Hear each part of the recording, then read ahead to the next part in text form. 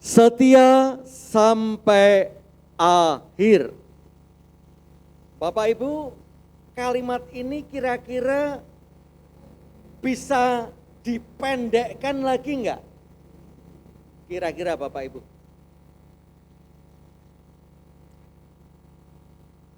Apakah kalau setia di tengah-tengah masih disebut setia? Kira-kira kalau setianya tidak sampai akhir, setia tidak Bapak Ibu? Tidak. Mestinya kalau setia ya mesti selesai. Berarti sampai akhir ini gaya bahasa apa ini Bapak Ibu? Ingat Bapak Ibu? Untuk menyangatkan namanya apa?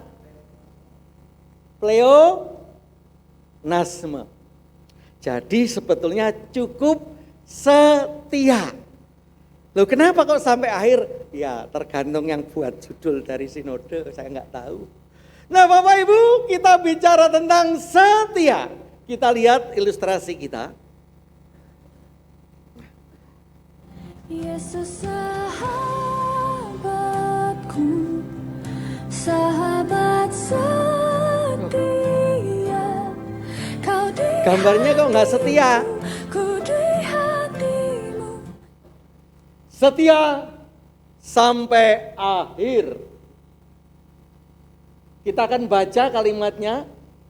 Petrus terus tercatat pengkhianat. Cerita selanjutnya ia setia binasa. Bukti salibnya jadi saksi nyata. Paling bawah ini gambar apa Bapak Ibu? Gambar gereja di mana? Di Basilia Santo Petrus di Vatikan. Karena di sanalah Petrus dengan kesetiaannya disalib terbalik dan di atasnya didirikan tahta suci Santo Petrus Basilika, gereja Santo Petrus. Itulah gambaran kesetiaan sampai akhir yang bisa kita saksikan. Apakah kesetiaan itu mesti indah? Kira-kira kesetiaan itu mesti indah? Dalam prosesnya kadang-kadang tidak indah. Kalau Petrus berapa kali menyangkal? 3 kali 1 malam. Kalau kita, apakah kita lebih dari 3 kali? Sering. Jadi orang setia ning ngeyelan ki jelei Bapak Ibu kan. Ya kan ya setia, tapi ngoyal-ngeyel, kadang-kadang pergi hilang, muncul lagi, kadang ngetok, kadang tidak sakti kayak setan. Kadang-kadang muncul, kadang-kadang tidak. Ini tetap setia. Nah, tapi hari ini kita akan bicara tentang kesetiaan yang berkenan bagi Tuhan lewat firman. Yang pertama, Ku kau maki, ku kau hina, ku kau benci. mari kita baca bacaan kita dari Samuel 1, 2, dan 3. Ketika tabut Tuhan itu masuk ke kota Daud, maka Mikal anak perempuan Saul menjenguk dari jendela, lalu melihat Raja Daud meloncat-loncat serta menari-nari di hadapan Tuhan. Sebab itu ia memandang rendah Daud di dalam hatinya. Seperti lagunya Danar Widianto, pengikut Indonesia Idol kalau nggak salah. Atau apa itu? Ekspektasi itu. Indonesia Idol atau bukan yang dari Purwokerto itu. Yaitu menceritakan dihina, dibully, direndahkan, konsekuensi setia dengan Tuhan, apalagi yang membuli istrinya sendiri. Jadi Daud beserta prajuritnya memindahkan peti perjanjian. Dan ketika membawa peti itu dengan sukacita, bahkan di hadapan Tuhan tidak ada jaim. Maka yang merasa malu itu istrinya, raja kok joget-joget, apalagi membuka baju. Ingat lagunya Bapak Ibu? Ku kan menari seperti Daud menari. Ingat lagunya? Ku kan menari, ku kan menari, ku kan menari seperti Daud menari. Nah, kita saksikan, kita setia enggak? Yuk kita berdiri, jaim enggak? Kita menari, ku kan menari. Ku kan menari ya Bapak Ibu. Refrennya saja.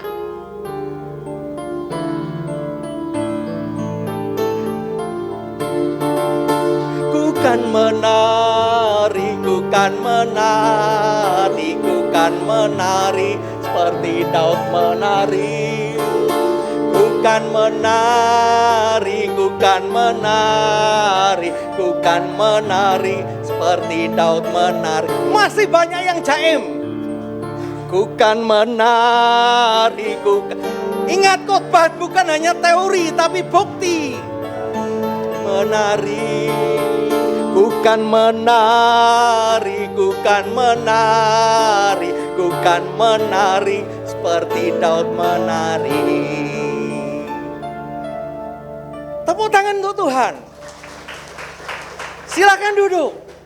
Bicara kesetiaan itu bukan hanya diangan-angan, dibuktikan dengan tindakan. Hal yang sepele, menari buat Tuhan. Bukan menari, bukan buat jemaat, tidak. Hari ini mari kita bongkar pemahaman kita yang bicara setia hanya di angan dan di kata-kata. Karena Daud itu membuktikannya. Itu yang pertama. Lalu yang kedua. Hanya debulah aku di alas kakimu Tuhan. Mari kita akan baca firman ini 1, 2, 3. Siapakah yang boleh naik ke atas gunung Tuhan?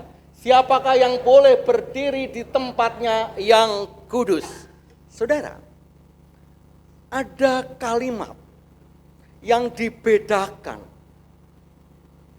dari tujuannya. Yang paling sederhananya namanya kalimat yang bersifat informatoris. Hanya informasi. Kalau orang mengatakan selamat pagi, maka informasinya diucapkan pada hari pagi. Nggak mungkin malam mengatakan selamat pagi kalau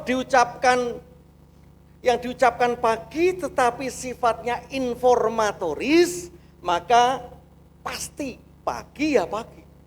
Tapi ada nggak kata selamat pagi diucapkan di siang hari? Ada? Ada. Diucapkan malam hari ada? Ada. Bahkan yang menyambutnya selamat pagi, jawabnya pagi, pagi, pagi, begitu kan? Oh, itu Pak Juang ya Pak Juang. Oh, kalau tentara bukan hanya Pak Juang, BRI juga begitu. Selamat pagi, pagi, pagi, pagi. Artinya ini kalimat bukan sekedar informasi, tetapi sifatnya adalah motivasi. Sifatnya memotivasi supaya hatinya itu seperti suasana pagi. Sudah mandi, sudah gosok gigi, senang mendengarkan burung-burung berbunyi, matahari menyinari bumi. Pokoknya oh pagi kan. Nah itu motivasi. Tetapi lebih dari itu, bisa menjadi sebuah refleksi. Kalau mengatakan selamat pagi, refleksinya ternyata belum bangun, ternyata belum mandi, sudah mandi belum sikat gigi. Nah, Artinya, oh ternyata pagi-pagi saya masih kriip-kriip. Sama saudara. Ketika Daud mengatakan, walaupun dalam pertanyaan, siapakah yang boleh naik ke atas gunung Tuhan? Siapakah yang boleh berdiri di tempatnya yang kudus? Kalau secara kalimat informatif, kira-kira bunyinya seperti apa? Kira-kira Bapak Ibu. Nanti terakhir ada hadiah Bapak Ibu. Kira-kira kalau, ini kan pertanyaan. Kalau tidak pertanyaan bunyinya apa? Kalau ini informasi. Kira-kira. Siapakah yang boleh naik ke gunung Tuhan? Siapakah yang boleh berdiri di tempatnya yang kudus? Itu kalimat pertanyaan. Kalimat positifnya. Syarat naik ke gunung Tuhan misalnya. Lagi informasinya. Ada gunung Tuhan yang kudus. Secara implisit. Apalagi? Kira-kira. Yang mau jawab user loh Bapak Ibu nih. User portable kecil. Apalagi? Yang akan jawab? Informasi. Oke, naik lagi kalau itu sifatnya sebuah motivasi. Apa kira-kira kata-katanya? Siapa yang ingin naik ke gunung Tuhan?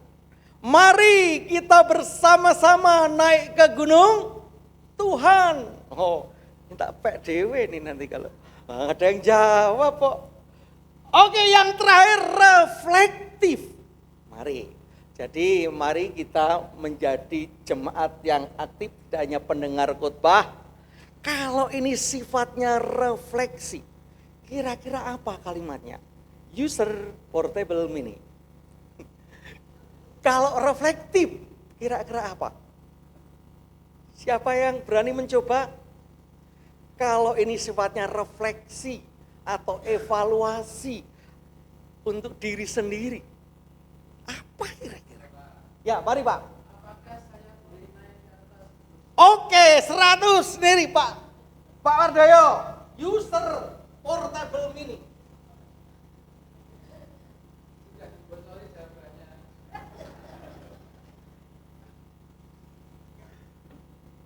Nah saudara, ketika sampai pertanyaan reflektif, apakah kira-kira gunung Tuhan, Tuhan yang kudus itu juga Daud termasuk di dalamnya menjadi orang yang kudus?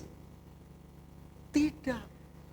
Buktinya Daud tidak diperbolehkan membangun bait suci.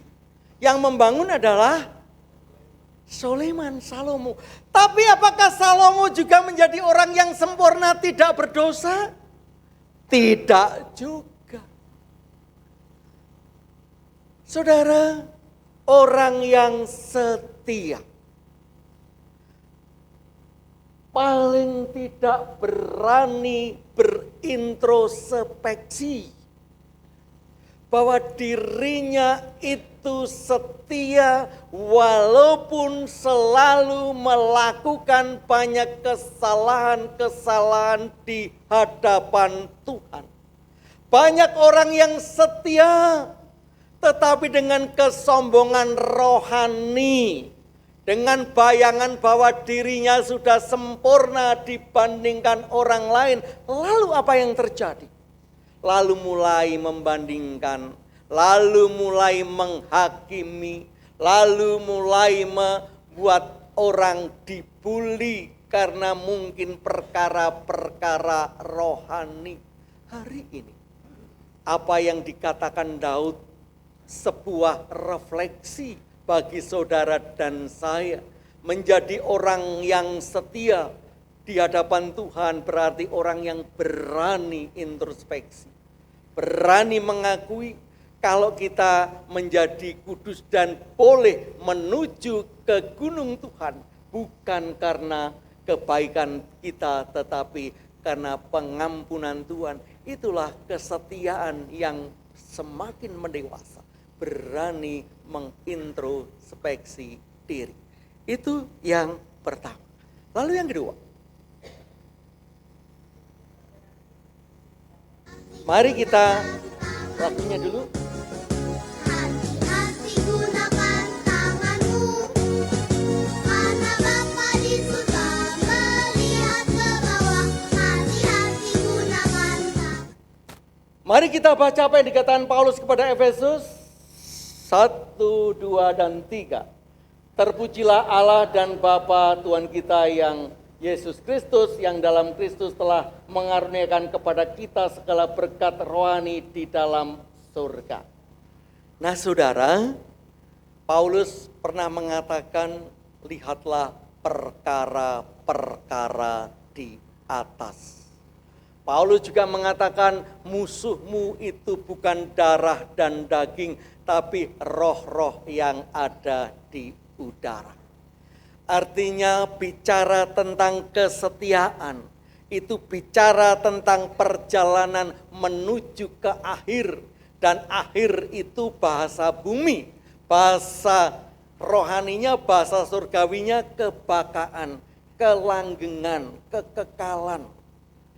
Itu yang seringkali kita lupakan, karena yang sementara itu lebih mempesona. Karena satu hari kalau kita lihat paket ada berapa Bapak Ibu? Oh, banyak banget Bapak Ibu. Pagi sore paket banyak. Sehingga orang lain tertantang untuk beli online. Itulah fakta. Hal-hal yang sementara tapi mempesona ini yang kadang-kadang tidak bisa kita kendalikan. Tapi Paulus mengingatkan kesetiaan kita itu bukan bicara kesetiaan yang sementara. Kita setia memang untuk keluarga, kita setia untuk negara, setia untuk gereja. Tapi ingat, kesetiaan itu baik, tetapi ada kesetiaan yang baka. Orientasi yang surgawi tetap harus ada di dalam hati kita.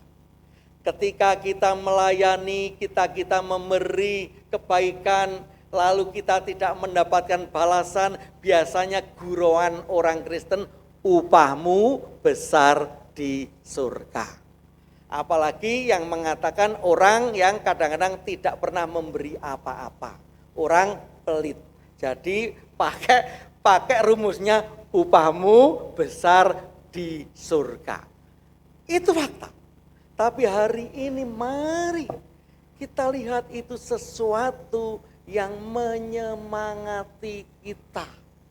Agar kerja kita, kebaikan kita tidak berhenti gara-gara kita tidak menerima balasan langsung dari orangnya, dari lembaganya, dari negara, dari gereja. Karena itu hanyalah sementara dan fata morgana. Kenapa saya katakan fata morgana?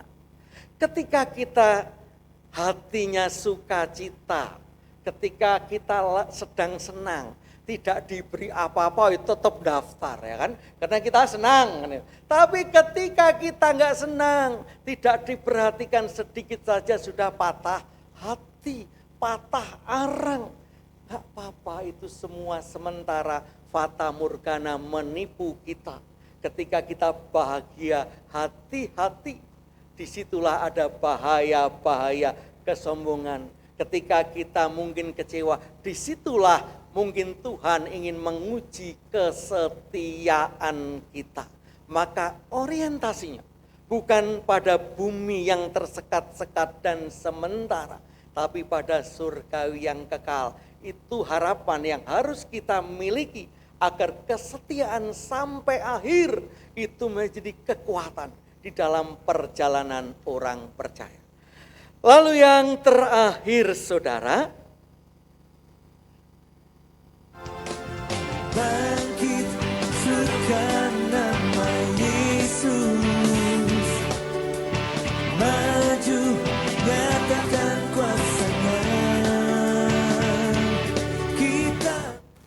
Kita akan baca 1, 2, dan 3. Raja Herodes juga mendengar tentang Yesus sebab namanya sudah terkenal dan orang mengatakan Yohanes Pembaptis yang sudah bangkit dari antara orang mati dan itulah sebabnya kuasa itu bekerja di dalam dia. Sebetulnya kuisnya mau di sini, tapi saya lihat jemaatnya sudah nggak begitu semangat, jadi tak turunkan ratingnya. Turun teka-tekinya. Kematian yang membangkitkan. Apa syaratnya kematian yang membangkitkan? Nah ini tanpa hadiah. Hadiahnya upahmu besar di surga. Apa syaratnya kematian yang membangkitkan itu? Ini lebih besar daripada user. Syaratnya adalah setia sampai akhir. Nah saudara, ketika Yohanes mati karena mengkritik Herodes merebut istri saudaranya. Ternyata dahsyat. Walaupun sudah mati, tetapi ketika Yesus datang, ketika muncul sebuah kebenaran, maka orang akan ingat lagi nabi-nabi yang sudah pernah memberikan kebenaran, maka kematian itu tidak bisa membunuh yang namanya kesetiaan. Itulah hebatnya ketika kita tetap setia, mungkin kita tidak bisa langsung melihat hasilnya, tetapi kesetiaan kita menjadi warisan iman bagi anak cucu kita, bagi saudara-saudara kita. Itulah kekuatan kematian. Seperti Yohanes Pembaptis menyuarakan kebenaran. Walaupun memang resikonya adalah kematian, tapi itu kematian badan. Tetapi di dalam Tuhan suara kebenaran dan tetap setia di dalamnya akan menjadi sebuah kekuatan iman yang menjadikan kehidupan ini selalu punya warisan kebaikan. Ketika mungkin korupsi merajalela di mana-mana, tetapi kita masih punya orang-orang yang kita kenal, misalnya pernah dengar namanya Pak Hugeng? Itu Kapolri katanya terjujur di Indonesia. Bahkan Gus Dur mengatakan polisi yang paling baik di Indonesia hanya 2, Pak Hugeng dan polisi tidur. Nah artinya saudara, ketika kesetiaan, ketika kebenaran itu kita pegang, maka itu menjadi warisan iman yang menguatkan, yang menjadikan teladan, apalagi itu sampai akhir. Mari saudara, ketika Yesus sudah datang dengan kesetiaan, bahkan dengan pengorbanan, mari kita tetap setia sampai akhir. Amin.